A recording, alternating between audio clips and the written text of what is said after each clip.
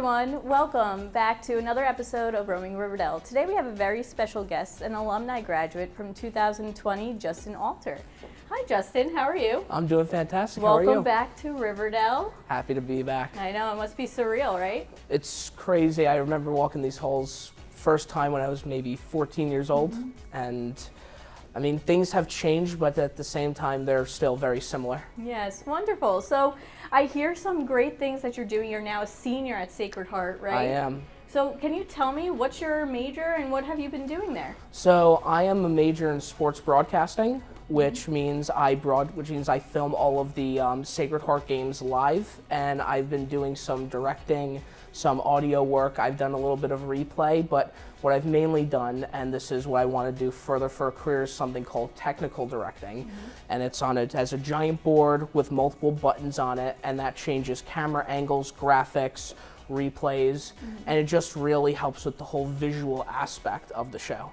Now, did you go to Sacred Heart knowing that that's something you wanted to pursue? I did. Yeah. I did. There were a lot of places I was thinking about, mainly heavy football schools, Alabama, Clemson, but of course a little bit too far for the family. But I went to Sacred Heart because I was confident in what they would give me, but I really had no idea that I would get this much experience from them. Wonderful. And I hear that you kind of run something in Sacred Heart too, right? A part of the AV club? Yeah, I run the Sports Media Club. Nice. So, in the Sports Media Club, we do everything sports related. So we go around asking people, what's your prediction for the game, for Sunday Night Football? And we do different kinds of podcasts, and we've done studio shows before, and I've been really happy to be the president, start directing everything for that. Great, and you probably have some really great internship opportunities at Sacred Heart too. Yeah, I do. I'm currently an intern at NBC Sports. Wonderful. So I'm really, really happy about that.